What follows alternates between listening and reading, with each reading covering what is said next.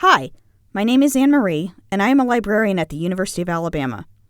Today's lesson will cover how to cite the Modern Language Association Citation Style, or MLA Style, following the rules of the 9th edition. The MLA Citation Style is most commonly used in literature and English language-related disciplines, but you could also be asked to cite in this style in any of your courses. This lesson will introduce you to the parts of a citation, how to cite different types of sources, how to do in-text citations, and how to create and format a works cited page following MLA format. Let's start with the parts of the citation. For this example, we will use a journal article. To cite this source, you will need the author's full name, listed last name, comma first name, the title of the article in quotation marks, the name of the publication in italics, the volume number, the issue number, referred to here simply as number, publication date, page numbers, the name of the database in which you found your source, and finally the URL or DOI link, if it is a digital source. Now that we know what we need for a citation, let's take a look at some examples of how to cite different types of sources. While the order of the identifying elements does not change, each element individually may vary slightly based on the type of source you are citing. As we go along, we will discuss these details, as well as some important rules to remember when citing specific source types in MLA format. When citing in MLA style, the most important thing to remember is the following. Title formats will differ depending on whether you are citing an article or a book.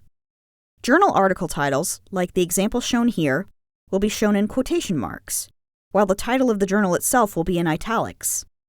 Also, the text of the title has most of the words capitalized headline style, meaning all words in the title are capitalized like proper nouns except for prepositions and conjunctions. In this example, the and to are not capitalized.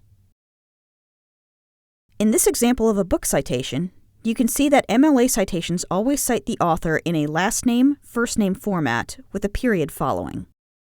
If there are multiple authors, like in this example here, the second author will have their first name listed first.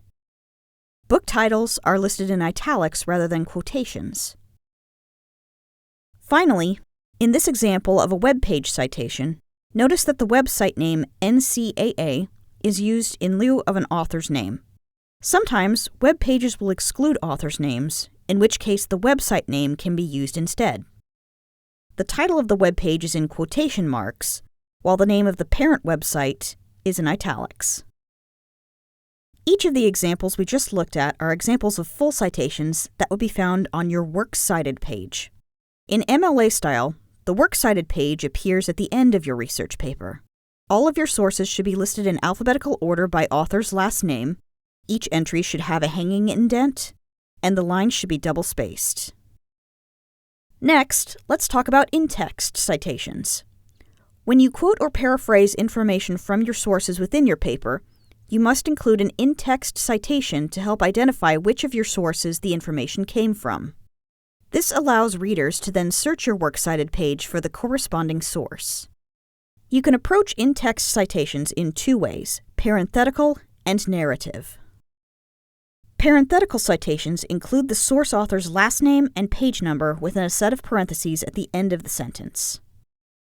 Narrative citations, on the other hand, are where parts of the citation are written within the sentence, as shown in this example here, where we state the author within the sentence and then include the page number in parentheses at the end. Finally, let's talk about citation generators. There are many different citation generators, including those found within the library's databases.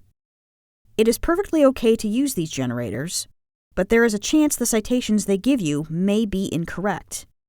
If you decide to use a citation generator, you will need to double-check to see if the citation is correct.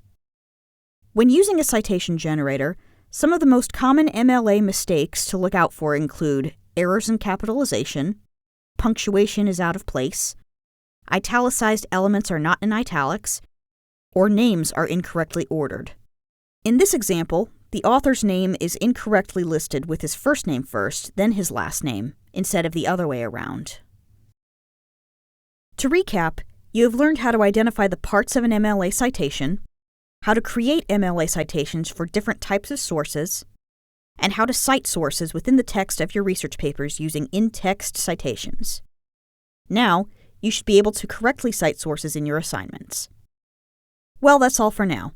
To get more help citing in MLA style, contact the library at ask.lib.ua.edu. Thanks for watching, and roll Tide!